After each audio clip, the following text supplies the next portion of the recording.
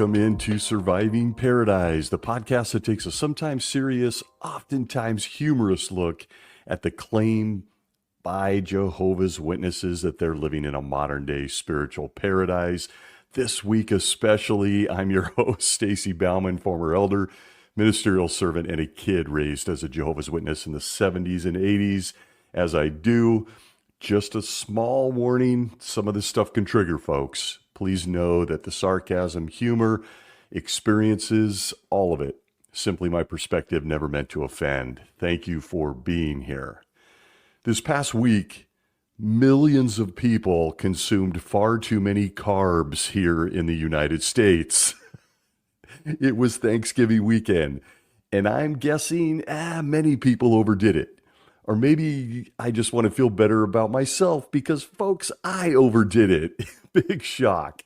The highlight of this past week was great food and a lot of eating. Eating is one of life's greatest joys.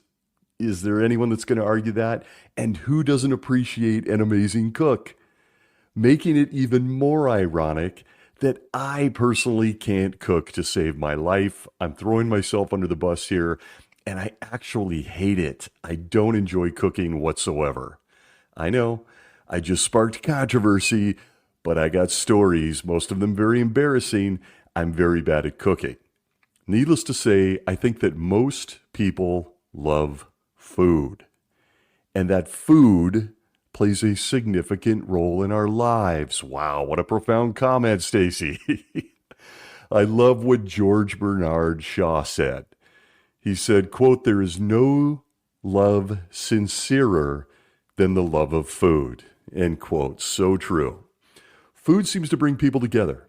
Eating can be an intimate experience, whether it's family time, a dinner invitation with close friends, maybe it's a romantic time, or maybe you just like eating alone, which I do a lot on business travel. Gotta tell you, I don't mind it. The best part about food is that you and I have a choice. Nobody, at least I haven't met them, raise your hand if this is you, no one wants to eat oatmeal every single day for the rest of their life. We have a wide variety of food to choose from.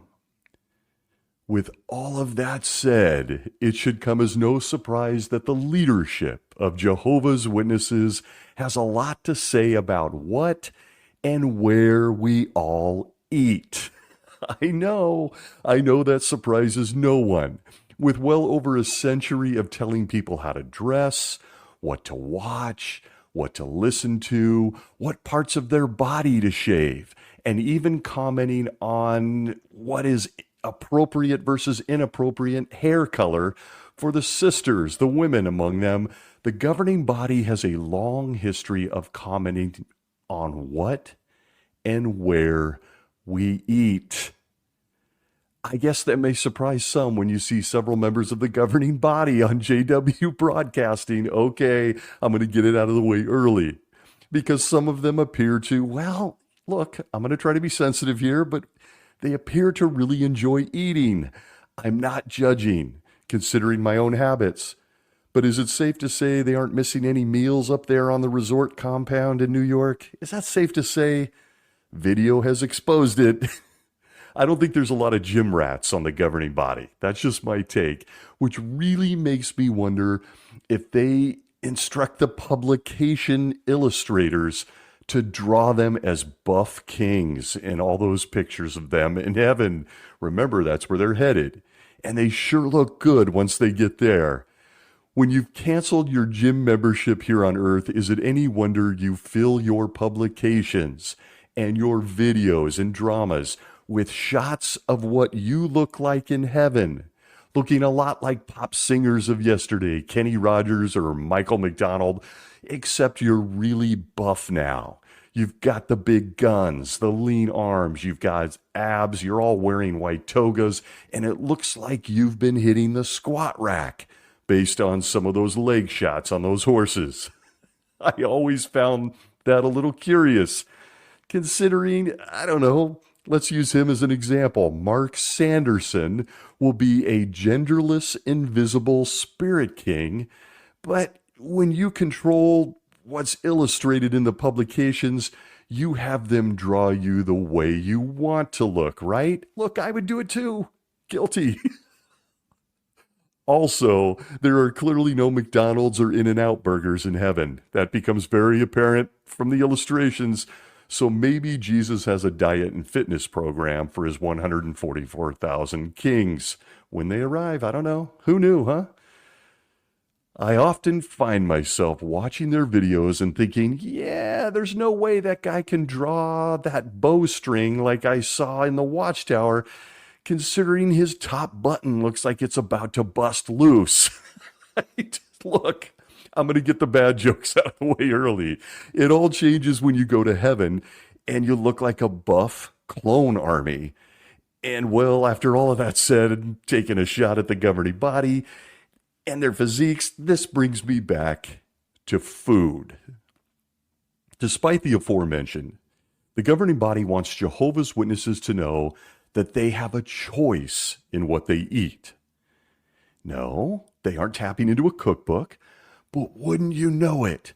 They tap into their book, the Bible, and remind us of the Apostle Paul's words on food, our two options for chefs, and their available tailors where you can dine here in Cafe Universe.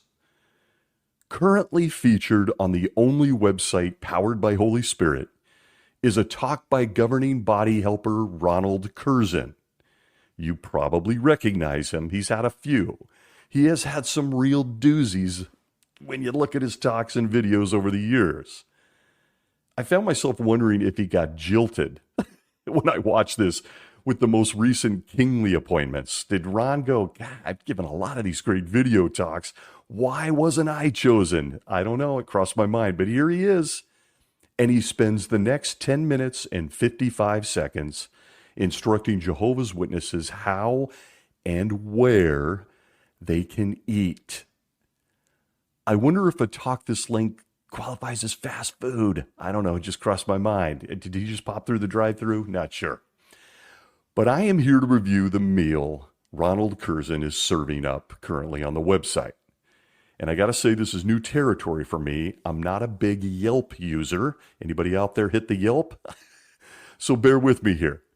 Ron narrows down a Jehovah's Witness eating schedule to 2 choices, using a book that reminds how much Jehovah loves the smell of burning sheep fat. It reminds us in several places. And it uses those examples to remind us of our choice of where we eat. This spiritual snack on the website today is titled Dine at Jehovah's Table. I encourage you to pay special attention to the title itself. We are going to want to pull up a chair to Jehovah's table. Did I emphasize that enough? Keep it in mind throughout this review. This talk is based on a scripture most Jehovah's Witnesses will recognize from 1 Corinthians chapter 10 and verse 21 of the New World Translation, where it reads, quote, "You cannot be drinking the cup of Jehovah and the cup of demons. You cannot be partaking of the table of Jehovah and the table of demons," end quote. I'm sure that one is familiar. Jehovah has presented Jehovah's Witnesses through the governing body with 2 spiritual dining choices. If you thought it was limited in your hometown where you went out to eat, Jehovah narrows it down to 2 choices. And Ron starts his talk strong. I have to say at this point, I'm guessing he got good grades from the theocratic school overseer for his introductions.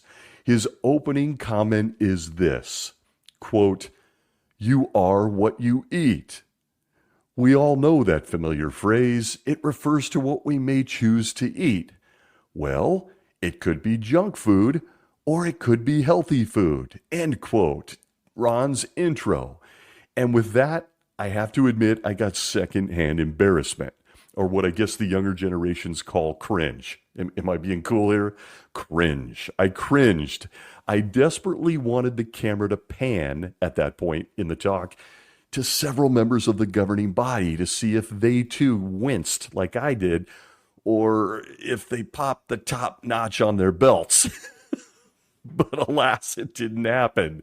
But I kind of thought, he just took a shot. You can have junk food, you can have healthy food.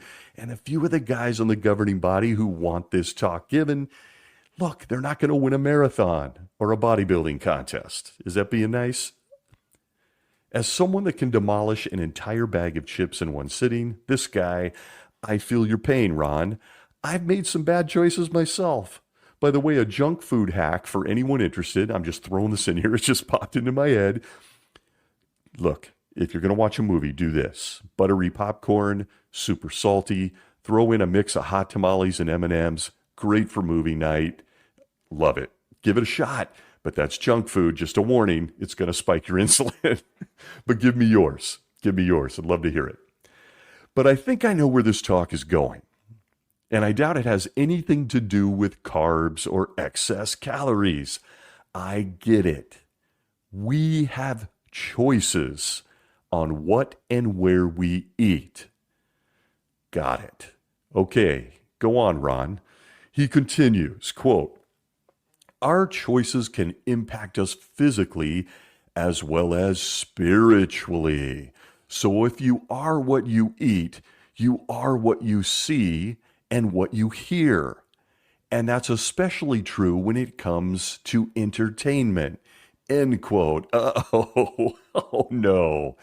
Anybody who's been an experienced Jehovah's Witness knows that someone is sharing their Netflix account at Wallkill and they got in trouble.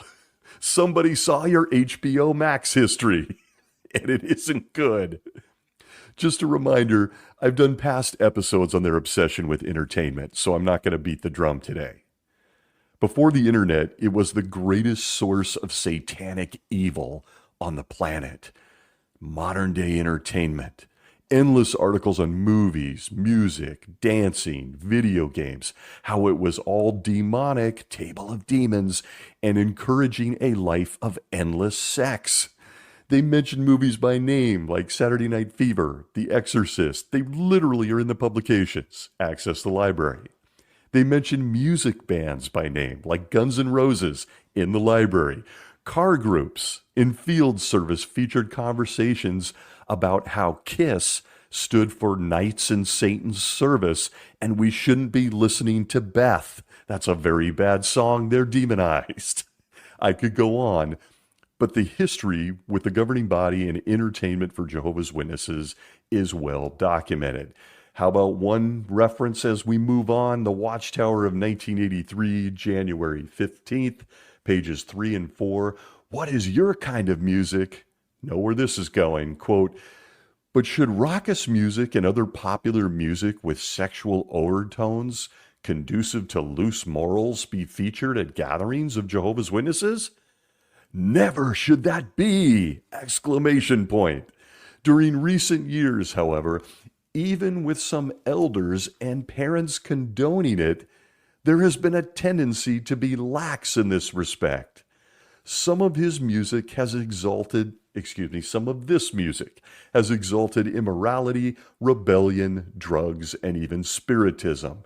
End quote. Gotta wonder how Prince felt when he read this reference. Have they heard any of his music? But a true story from my world when it comes to music entertainment, then we'll move on. Someone literally got offended at my wedding reception when we played Janet Jackson's Nasty. Remember that song? Nasty Boys. You remember that? And I just shrugged and said, I understand you might be upset with the lyrics, but she's a Jehovah's Witness too, right? I was so smart at the ripe age of 20 by one day when I got married. Just insane. The history's long on this subject, but you get the idea.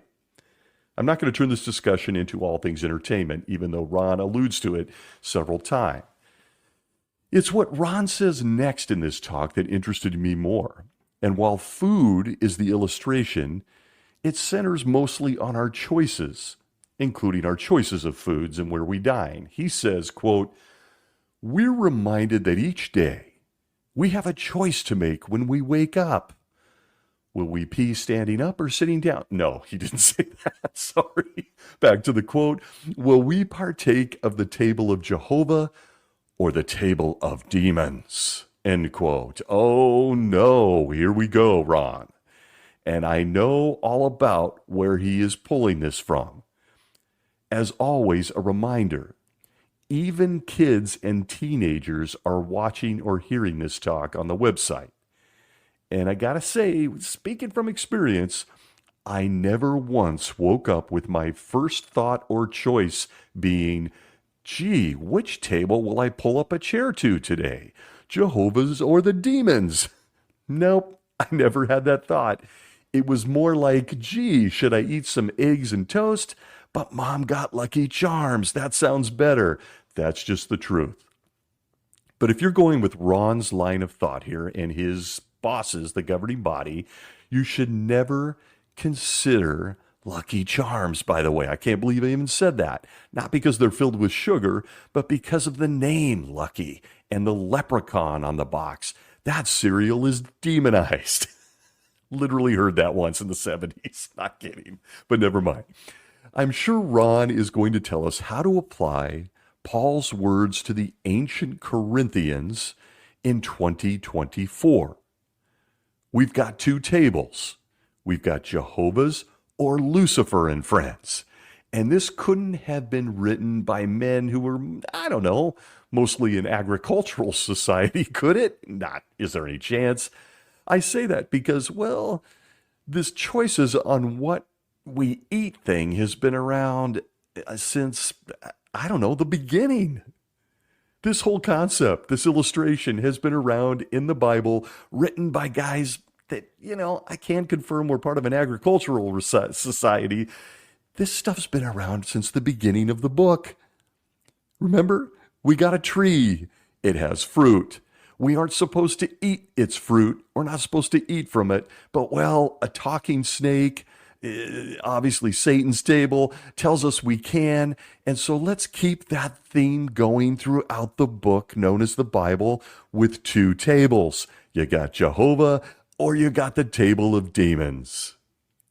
Ron continues, quote, we are free to choose, but our choices have consequences. They can draw us closer to Jehovah or distance us, end quote. Yeah. I remember being at my uncle's at one point and refusing to eat green beans. It was a long night, and he in fact did grow very distant. He went to bed.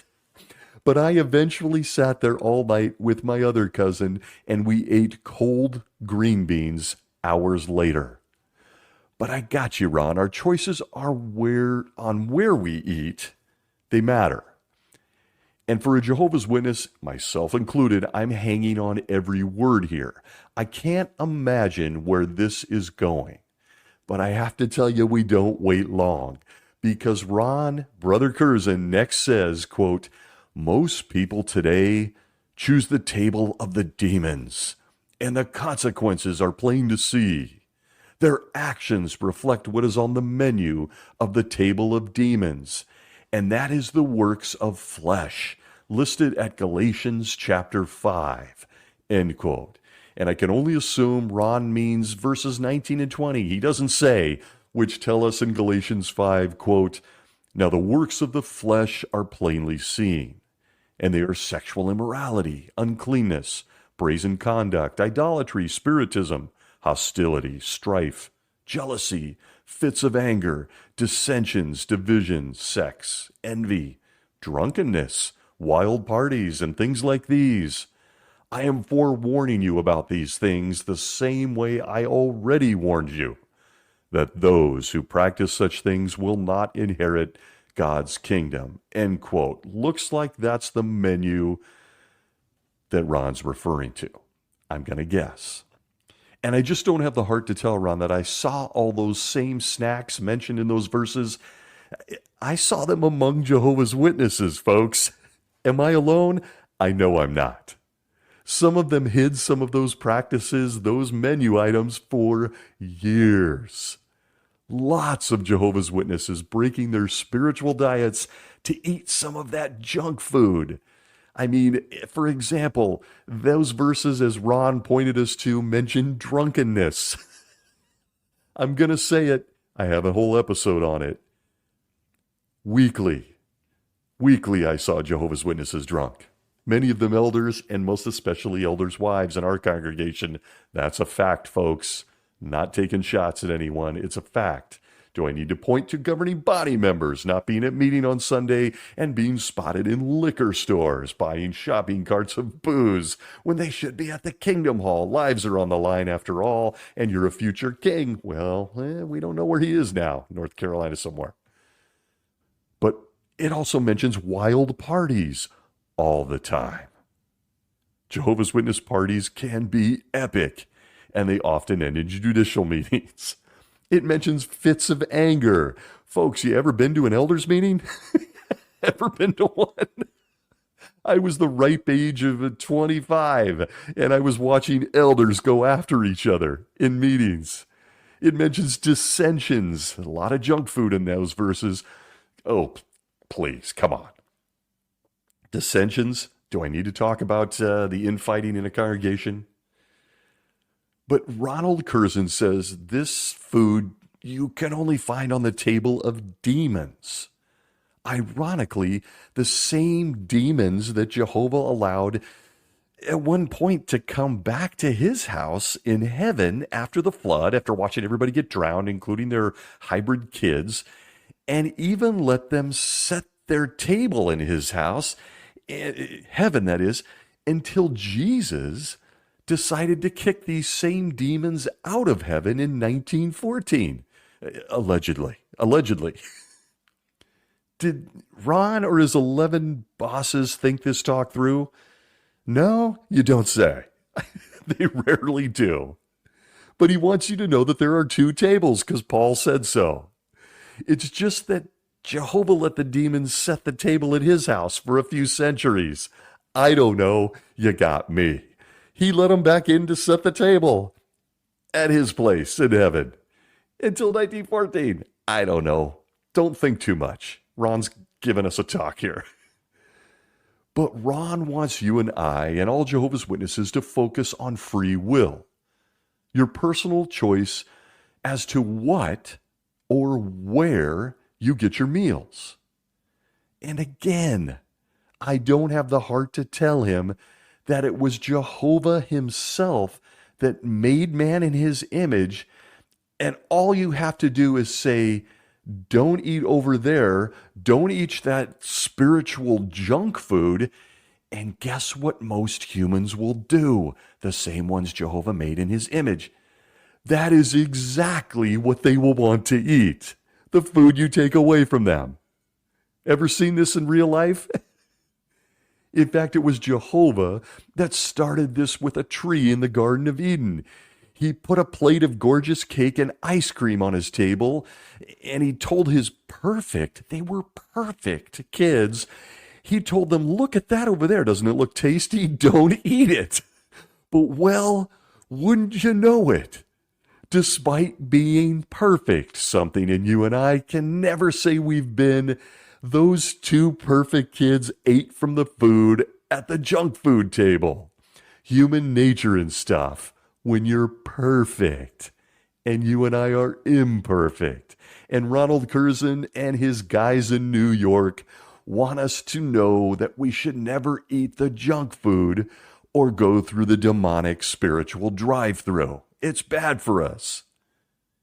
Maybe at this point someone should have told Jehovah this.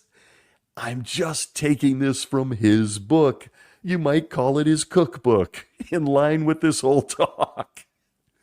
If he didn't want to tempt us, could he have at least destroyed the other chef with the other table? Could he have at least wiped out the other option for dining choices? No, you say? Well, okay. Ron doesn't explain any of this. Neither do the 11 guys who put him up to this talk. He just continues, quote, in contrast, we who are tied in, I'm guessing he's referring there to watching on video. Back to the quote, and millions around the world have chosen to eat at the table of Jehovah And well, the action and consequences are evident as well. End quote. I don't know, Ron. We've already established that humans love a lot of variety in their diets, including lots of stuff that might not be good for us when we overindulge. And we all do it, me included. So if you haven't noticed lately, people aren't too keen with whatever it is, including this talk and several over the last few weeks, that Jehovah is allegedly putting on the table as spiritual food. People don't seem very thrilled with it. Do you think I'm making that up? People are left eating of this diet going, I don't know about some of this stuff. Where'd they get this? Why couldn't I have hair on my chin for over a century? Why couldn't I wear pants? It was freezing cold. Get your pioneer hours, sister. Why? Well, I'll tell you, and I'm going to give you some hard facts on this. In a fantastic exercise and study done by the amazing Paul Grundy of jwfacts.com, I highly recommend the site, we see an alarming amount of people, I don't know how to tell you this, but that have left Jehovah's dinner table. They just decided they didn't like the food. He says there in his study, quote, Watchtower comments show that disfellowshippings worldwide have been approximately 1% of publishers. That's a reference to the 92 Watchtower July 1st, page 19, of which only 1/3 get reinstated. Wow. Therefore, over 1.3 million Jehovah's Witnesses were disfellowshipped. Now a mothball word will say their word removed during the 30-year period from 1991 to 2020, end quote. I can't recommend reading this article on his site enough. It's incredibly powerful to see how many just didn't want Jehovah's food anymore. But he continues. In a subheading titled Missing over a 10-year period, he says, quote, adding together the numbers above for the 10-year period between 2010 and 2019, the increase in publishers was 1,321,609 less than the number baptized. After accounting for a death rate of 0.85% each year, the total that left in one decade was 650,737, end quote. And I have to say, I don't know about you, but that is a lot of bad dining reviews on their Yelp. It's not good. People don't like the food. When the Creator sets the table for a spiritual feast and most people taste it and don't like it, or they're literally thrown out of the dinner party, see what I'm doing there? Something might just be wrong. But not according to Ronald Curzan in this talk and his 11 overlords. He then says this, quote, what is on Jehovah's menu? It's the fruitage of the Spirit. It's very evident. We love eating from Jehovah's table. It's delicious and it's nutritious. We all can attest to that, end quote. Ron, have you read Jehovah's Yelp reviews recently? Because I think you're fibbing here. I just gave you statistics, the hard work of someone completely different, Paul Grundy, that proved that millions of people, if not billions by extension, but let's not get technical here, don't find what he is serving at his table very good. They don't. They find it gross, distasteful. They pop that chair out and walk away. They have left or have been kicked out for telling you and your guys that the food tastes bad or it's spoiled a long time ago, or they're concerned they could get food poisoning because you informed us, some of that food included things like generations overlapping out of nowhere. Yummy. So yummy. Where it came from, nobody knows. Was this a free-range doctrine? Who knows? Sort of like you left it on the table for decades, poisoning people's lives. Remember how the generation was not going to pass away? It was just bad food. We ate it anyway, only to slip it back into the refrigerator, and then you told us you will serve it again any day now, but not sure when. We're going to have a blowout dinner. We just don't know when the blowout dinner's coming. It's been almost coming any second now for moving into the 3rd century. It's really good stuff. This food is delicious. You see, unfortunately for Ron and the governing body, lots of people have recognized it's spoiled food now. It's just bad. It's bad food. But you go on telling us how millions of people love sitting at Jehovah's table, and the fruitage of it all is very evident. It sure is. People are leaving in droves. But at the 1 minute 40 mark, Ron says this, quote, "It's interesting that a sister," oh, I love this stuff. Quote, "It's interesting that a sister sent a letter of appreciation to the governing body about spiritual food. This is what she said. 'Thank you for spoiling us with such a banquet of rich dishes,'" end quote. First of all, do you know anyone that speaks this way? Anybody? Remember, this is Ron on video. A sister has written a letter to the governing body and says, "Thank you for spoiling us with a banquet of rich dishes." People always talk this way. Back to the quote, "that is constantly set before us." As we indulge in such feasting, we can say that our spiritual bellies are bulging because you have wholeheartedly fulfilled your commission to feed Jehovah's sheep, end quote. Okay. Look, I don't want to make fat jokes here, but are we in a safe space? Can we make fat jokes even though most of us are probably a little overweight? I am. Especially as a guy that hasn't even seen his own abs in many years. I think I'm going to do it. But no one talks like this. Have you ever met a sister who said, "We are indulging in feasting"? What? Who writes this crap? And furthermore, how many of the governing body, looking at you, King Mark Sanderson, started to squirm when he reads that this sister loves a good bulging belly? He says it. Go watch the video. All this time, even with this illustration, I thought that the Bible said gluttony was bad. It's actually listed as technically a disfellowshipping offense. It's in the same verses with hot sex and getting drunk, but no one ever seems to get in trouble for it. See a past episode. I just thought, if this sister's even real, is she just spiritually bloated? Can I get you some Gas X? Do you need to fart? I don't know. But she says, "Thanks for the delicious food, governing body." Not Jehovah, governing body. "And thank you for giving me a bulging belly. I can't stop feasting." I don't even know who writes this stuff.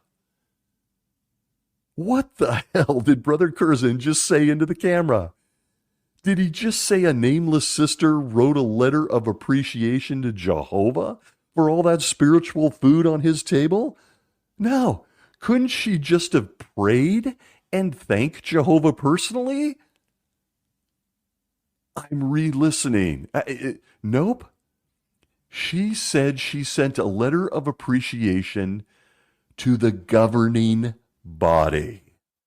11 flesh and blood dudes, just like you and I, in upstate New York. And I fell out of my chair. All of this time, I thought 1 Corinthians said it was the table of Jehovah. I'm going back now to reread it. Well, look at that. I was right. It is not the table of the governing body. So what is going on here, Brother Curzan? Why didn't she just offer a prayer to Jehovah to thank her for the food at his table? Bad question. Maybe this is more appropriate. Which one of the governing body guys wrote this make-believe letter thanking themselves for setting the Almighty Creator's table? They made the food, not him. This just never gets old. They aren't even trying to hide this anymore. For people who want to argue that this isn't a cult, what do you say to this? Nobody in that room stopped these guys from reading what I gotta believe is a make-believe letter, because no one talks about feasting and bulging bellies. Certainly not women. I haven't met one. Stand up if it's you. But they write this and say it into the camera. Immortalized forever. They're making the food. Aside from the absurdity of the Almighty needing rotating men, reaching back a century now, to explain his self-professed perfect book and its ideas, these same guys are now taking credit for the recipes and the cooking. 11 guys. It has become absolutely amazing. There's no effort to hide this anymore. Quote, wholeheartedly feeding Jehovah's sheep. I guess they missed what happens to sheep in the Bible. That's what Ron said, wholeheartedly feeding Jehovah's sheep. We want to thank you. Folks, I have a whole episode on this. Sheep don't have a great ending in the Bible. But never mind, that's a whole lot about mutton. Okay. Oh, sorry. I know I heard the groans from here. That's a whole lot about mutton. Okay. This all shows that there are millions of brainwashed Jehovah's Witnesses today. These guys are on camera thanking themselves for what they claim God is doing. Does that make sense? Jehovah, the chef, the Michelin star chef, do you care to comment? Jesus? Anybody up there in the cosmos? Because I think they undercooked this talk. I think they undercooked it. But what Ron says next made me think I might have spiritual food poisoning after growing up as a Jehovah's Witness. Ron goes on to say this, quote, so I think we can all agree we have so much food that we're getting that we are full. We are not talking a physical belly. No, okay. We are talking a spiritual belly here. He then says, quote, we appreciate the governing body blessing us with all this food, end quote. Isn't this the shit Moses got in trouble for when he hit the rock? I've said it before, but I'll say it again. There is not one guy among the 11 of them that even has just a split-second moment of clarity and thinks, guys, wait a minute. This is Jehovah's table, not ours. We probably shouldn't be taking credit for the food. I don't think we should do that. The narcissism, the delusion, and the lust for power that this group of men possess has really become something to behold. And if you're a Jehovah's Witness, look, I know your brain is captured, and you see this talk and it's a throwaway and you maybe heard 4 words of it. I was there, been there, done it. But this is something to behold. The Apostle Paul was apparently writing about them, the governing body, at 1 Corinthians 10:21. In fact, it was a typo when he said it was Jehovah's table. You see, Jehovah missed it himself when he was proofreading his own instruction manual to mankind. He just missed it. Oops, I should have said governing body there. And Paul, personally, apparently, according to Jehovah's Witness doctrine, can't wait for the 11 of these guys to get home to him in heaven, where they can exchange spiritual recipes and talk about their table. Who knew? Folks, the worship of the governing body continues to get more profound and more blatant. It's more obvious. In this talk by Ronald Curzan, we should be thanking them, not God. Bible verse be damned, it's a typo. But Ron said, quote, the governing body is blessing us with all of this food, end quote. Remember? That is incredible. Brother Curzan continues in the talk with this, quote, now because of the pandemic, we are now more at home more than ever. And perhaps we are alone at times, which brings up many challenges and temptations about choosing the right kind of entertainment that will draw us closer to Jehovah. Now, Satan knows we are alone. He may know that sometimes we're lonely, so he may feel we are more vulnerable or open to temptation to partake of the table of demons. Just a nibble, just a snack. Will it really hurt? You might remember this Watchtower quote. It says, Satan does not mind if part of our heart is loving what is right, as long as part of it loves what is bad. What he promotes. He wants you to eat at both tables, knowing that it can distance you from Jehovah. So, is it bad to eat at both tables? What's the harm? End quote. Thank you, Brother Curzan. I'm watching this, so I made good choices, right? I'm watching the video. I decided to snack on the website that you know was driven here and created by Jesus. He then reads 1 Corinthians 10:21, as we already have, and he asks those watching, quote, so is it possible to eat at both tables? Well, actually, yes. But therein lies the problem. You can do it, but what are the consequences?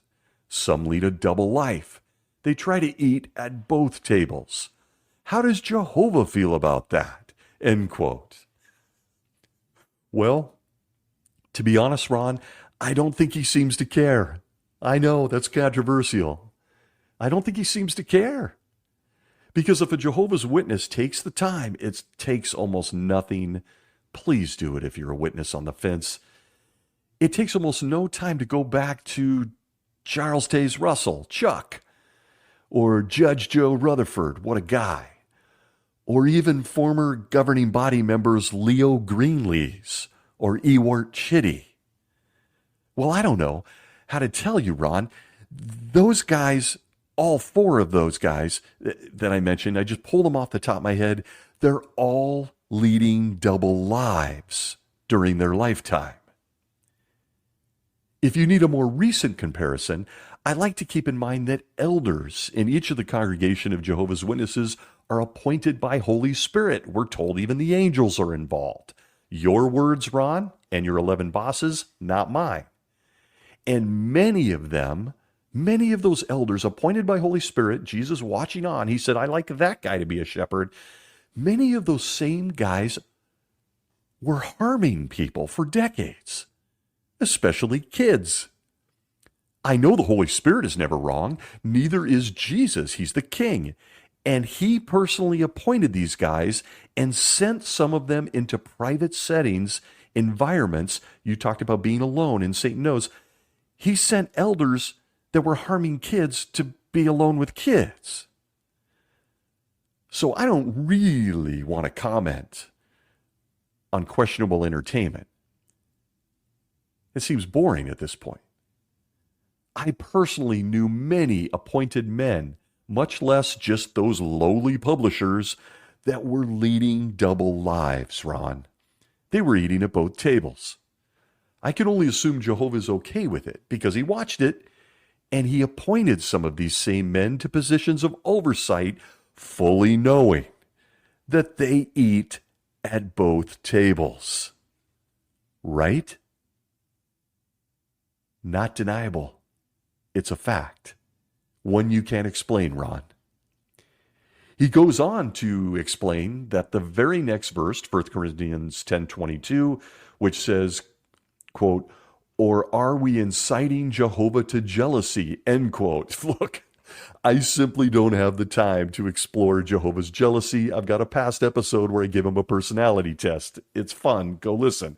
But look, I'm guessing it looks a lot like when a guy is caught between his wife and his mother.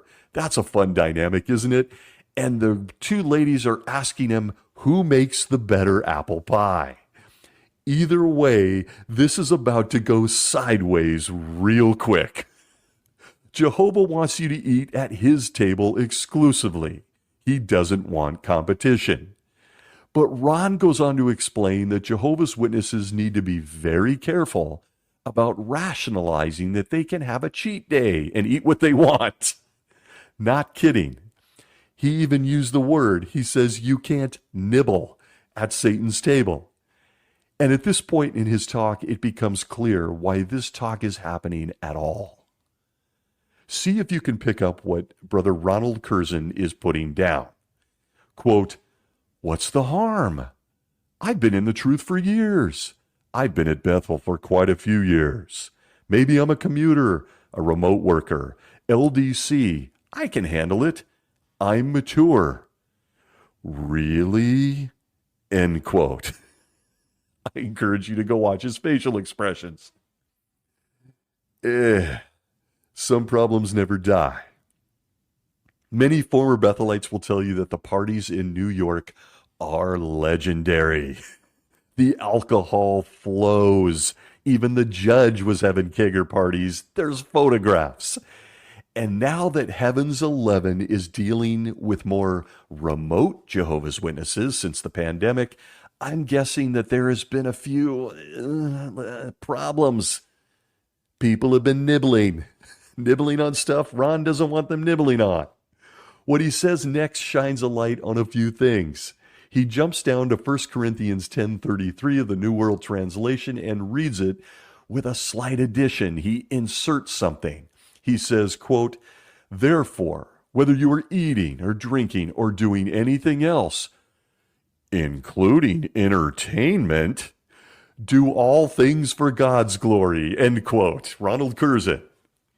Oh boy. It's right then and there in this talk that I thought, who got caught watching naughty stuff? I'm guessing someone was watching something that ended in .hub online. I'm just going to go out on a limb. But what he shares with Jehovah's Witnesses next is where the talk completely jumps the track. I know you're thinking, dude, this jumped the track at the intro. I know. But I still can't believe anyone listens to this stuff. At the very real risk of this podcast turning into a weekly bash session on the governing body, I just got to say, folks, it's hard. They make it so easy. So easy. I don't know what to say. Brother Ronald Curzan says that Satan really wants us to nibble at his table, and we can't nibble at his table at all. Jehovah requires exclusive devotion. There are no cheat days with Jehovah. It's his table of food or no one's. Anyone that thinks they can eat at both tables is sorely mistaken. Jehovah will get jealous, the Bible tells us, and angry. He is very serious at this point.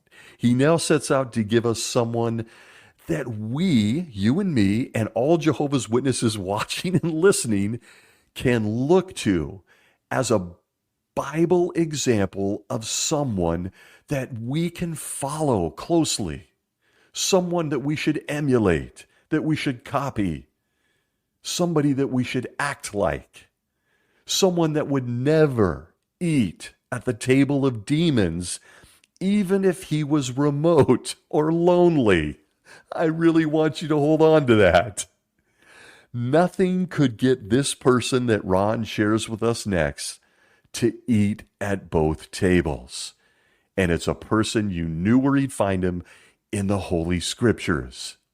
If you're thinking he points to Jesus Christ, I thought that's what he was going to say, who, you remember, when tempted by Satan to join him for breakfast at his table, famously responded with the words, quote, "Man shall not live on bread alone, but on every word that comes from the mouth of God," end quote. If you thought he was going to pick the guy that said that, Jesus, Well, think again. It seemed to make too much sense to me. I thought if I was writing this talk, that was my guy. That's the example I'd point to. Nope. No. Hold on tight. Sit back at this dining room table because the governing body and Ronald Curzan have someone better in mind. Brother Curzan encourages Jehovah's Witnesses in this talk to follow the example when making dining choices, to follow the example of King David. I'm not kidding. King David? What? I had to pause the video. Was he serious? He could have tied in Jesus, not eating bread alone, could have really made something special here. Nope. Bypassed the Son of God for King David. Is he serious? David made good decisions? I have to confess, I had to rewind this part of the talk several times. Did he just say King David? He opened the Bible. There's all sorts of people in there. Good decisions, bad. He wants to point out King David? He points us to Psalms 101 and makes a valiant effort, and I had to think, what's going on in his head, to point to King David as a person Jehovah's Witnesses should emulate when making good decisions or choices. I don't know what you see, when 11 guys decided to have this talk written, and for whatever reason it was, clearly somebody got caught with bad entertainment, they said a prayer at that point. This is what they tell us they do. They said a prayer asking for Jehovah's blessing, and then they got out their Bibles, they scanned its pages, and thought, who made great choices in the Bible? Yeah, we want to talk about dining choices, but who made great choices? And they landed on King David as the best example possible as someone who never nibbled at both tables. These guys need to take an IQ test. Let's be honest here. I know, I'm getting insulting. I just can't believe this. Brother Curzan tries to apply each of the first 8 verses of Psalms 101 to prove his points. Poor guy, including comments like this, quote, "So it didn't matter if David was with others or if he was alone in his house where no one could see him. He was determined to keep his integrity, his wholehearted love and unbreakable devotion to Jehovah. Like David, we must be determined to walk with integrity inside our house, inside our Bethel room, where other people may not see us, but knowing that Jehovah can." End quote. Oh, no. Ronald Curzan. Folks, who wants to tell him? Who wants to tell him? Dear Ronald Curzan and your 11 overlords, while you may have been busy enjoying your new beards, you may have missed a few things about your example, King David. You want Jehovah's Witnesses to be like him when they're alone in their house? To be unbreakable in their integrity and wholehearted love for Jehovah? King David. Ron and the governing body. I'm just a basic guy, but allow me to help you. It's right there in the same book you pulled the example from, known as the Bible, the book written for you guys, or so you say. But I know you get distracted with buying new real estate properties and stuff, but listen, this is awkward. I know you're trying to teach me and all Jehovah's Witnesses watching this how to remain faithful, even in private, when no one can see you in your house, to only eat at Jehovah's table, even when I'm lonely, like you said, or no one can see me, like you said. But listen, Ron, about your example, King David. Did you guys miss this? At 2 Samuel chapter 11, verses 2 through 5 of the New World Translation, we are told this, quote, one evening, David got up from his bed and walked around on the rooftop of the king's house, end quote, for a minute. Oh, okay, Ron, maybe this is a good example. David was alone and he was at home. You might be spot on. Let's continue from your book, the Bible. Quote, from the rooftop, he saw a woman bathing. This is where his faith gets unbreakable, folks.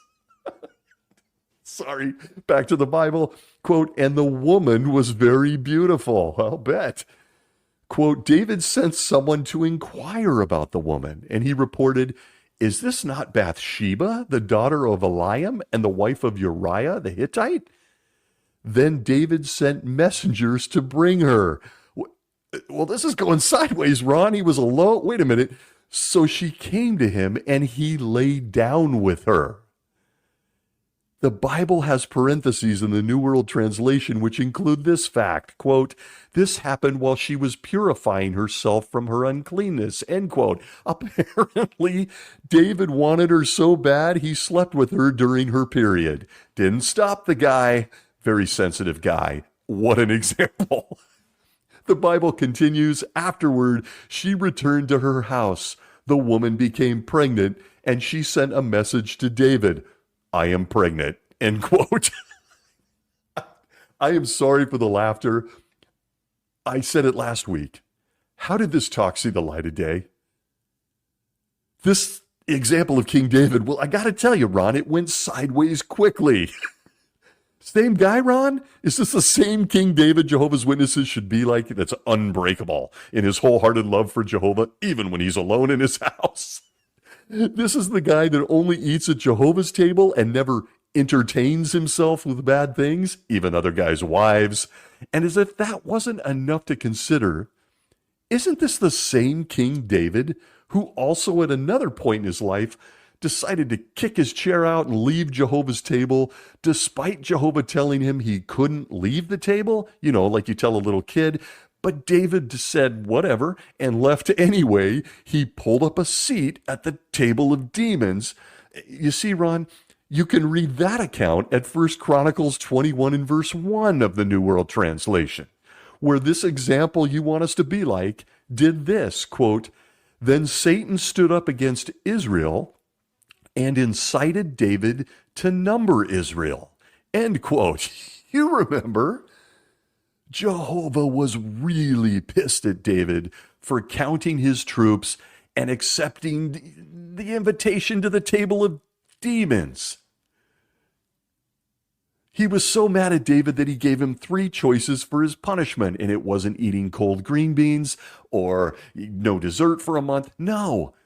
The choices Jehovah gave your example, King David, the guy we all should be like, are found in verse 12 of 1 Chronicles 21, which reads, quote, whether there should be 3 years of famine, yikes, I'll take the cold green beans, or 3 months of being swept away by your adversaries, yikes, while the sword of your enemy overtakes you, or 3 days of the sword of Jehovah, pestilence in the land, with Jehovah's angel bringing destruction in all the territory of Israel, end quote.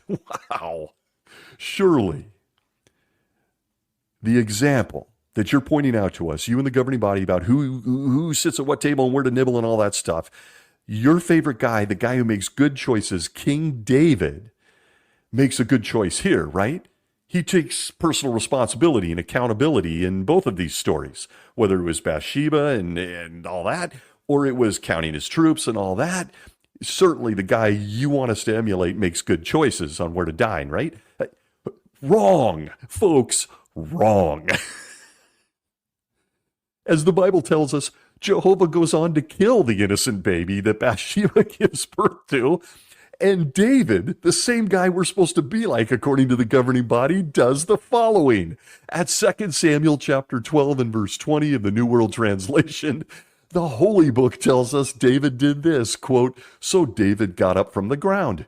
He washed, rubbed himself with oil, changed his clothing, and went to the house of Jehovah and prostrated himself.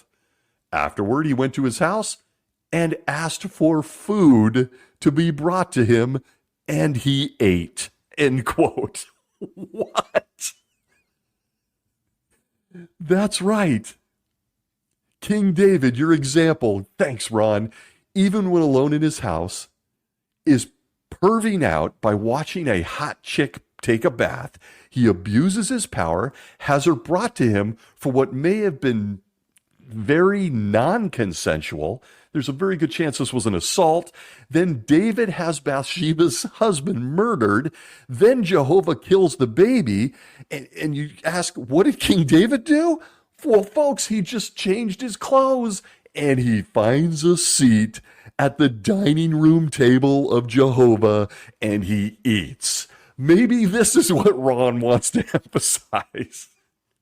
And if you're wondering what this stellar example of a man that all Jehovah's Witnesses should follow in 2024 chose for the punishment, remember, this is a guy who makes good choices for counting his troops, the other example, well, how do I tell you this? King David, our stellar example, chose door number 3. Jehovah loved the choice. So he sends disease that kills 70,000 innocent people, none of which were our example, King David. He lived. 70,000 people who didn't count the troops died. Door number 3, a man who makes solid dining choices. But listen, Brother Ronald Curzan wants us all to be more like King David by only eating at Jehovah's table. You can't even nibble at Satan's table. Be like King David. He never nibbled at Satan's table. What the? Are you kidding me? You opened your Bibles, and this is the guy you wanted us to know about, Ron? King David might be the Bible's best example of what it means to lead what you called a double life. He spent nearly as much time at Satan's table than he did at Jehovah's table. And incidentally, how did he get over on Jehovah like this? How did this happen? Was he generous with the compliments when eating Jehovah's food? Jehovah was wowed? Was Jehovah so snowed by King David that he allowed babies, innocent husbands, and 70,000 nameless people all to die? Because King David was nibbling at the table of demons on several occasions.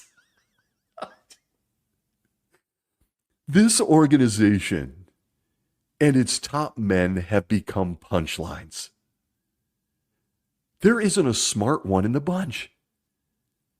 There's no one that throws up guardrails. Imagine an environment where 11 men come up with this stuff. And it's so stupid, one of us lowly paradise hopefuls can look at them and go, what? You want me to copy King David when it comes to making choices? What? And what's up with Ronald Curzan?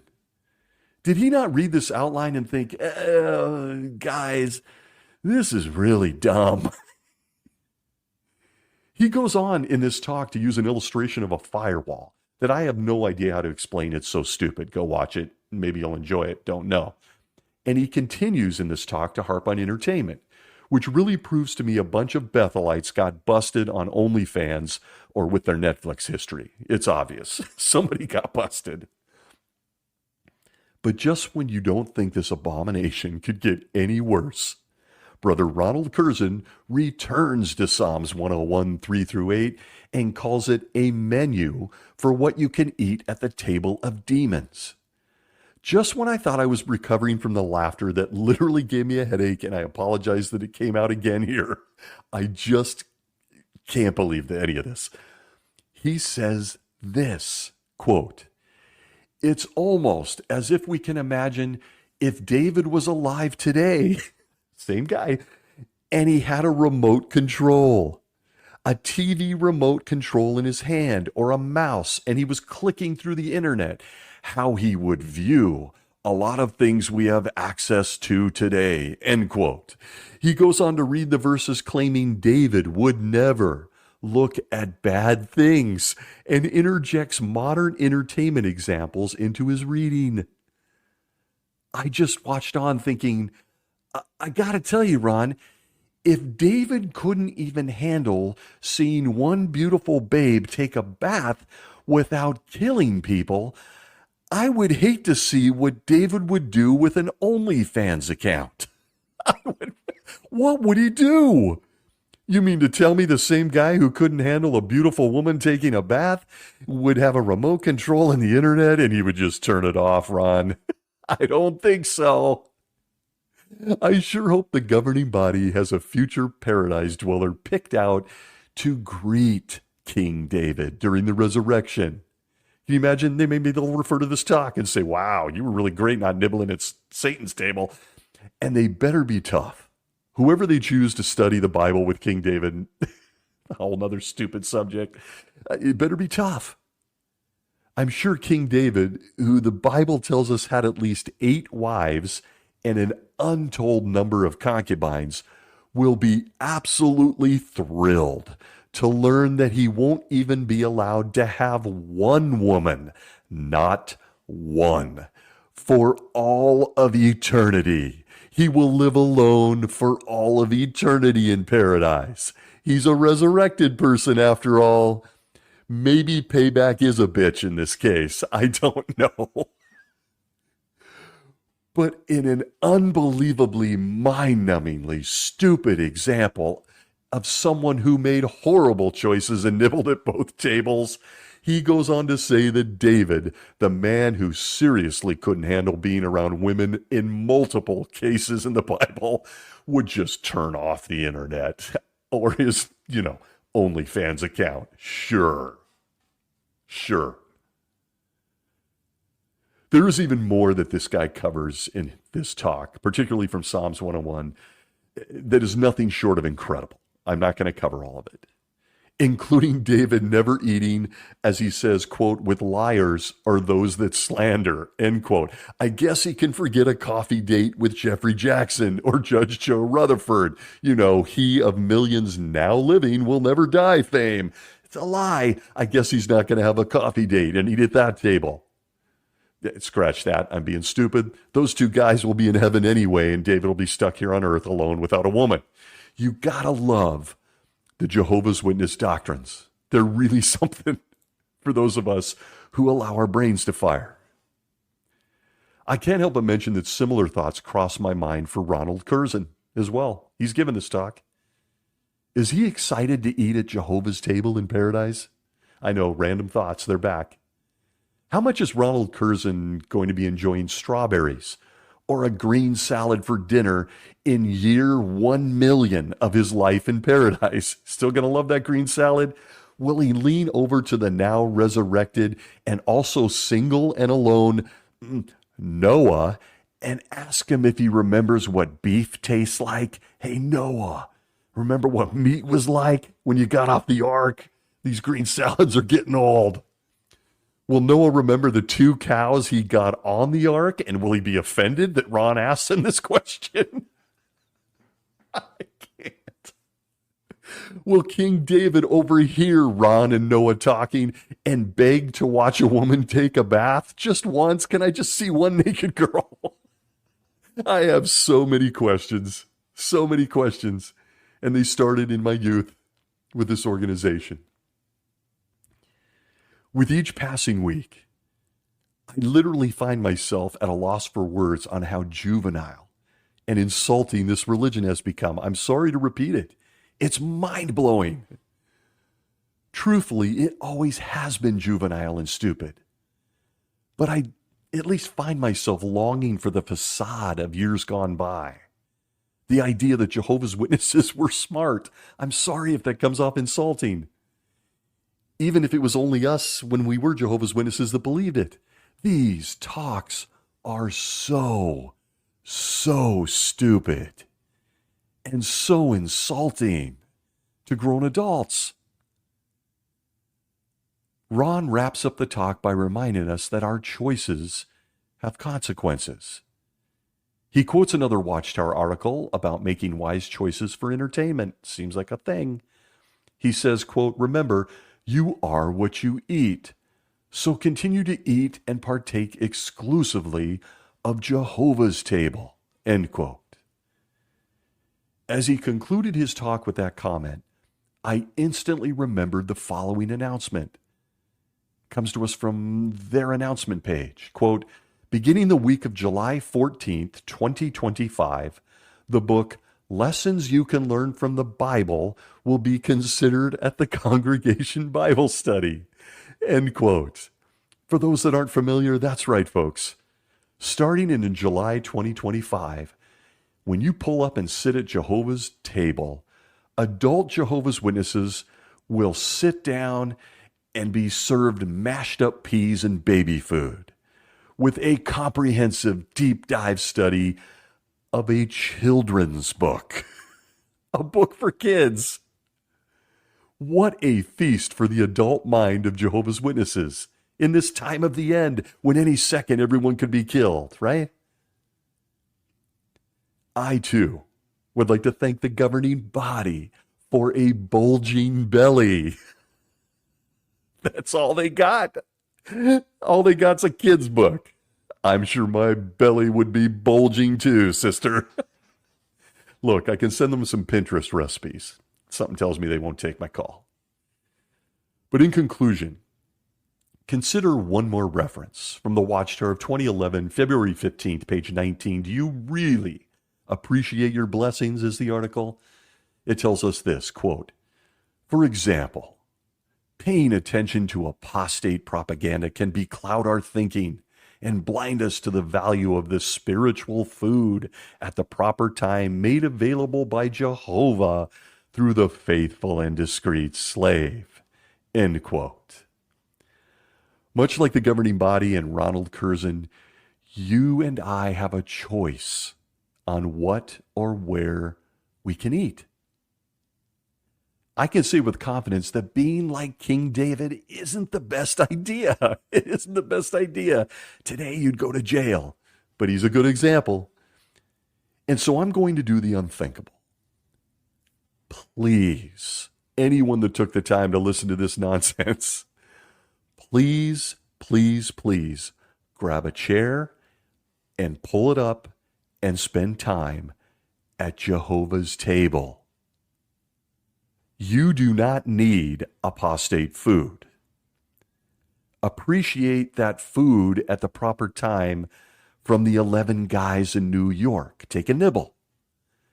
Seriously, sit down, put your napkin on your lap, and grab a fork. Eat. Have seconds. Have thirds. You're soon going to notice something. The difference between the two tables isn't that different at all. I want to thank you for joining me this week.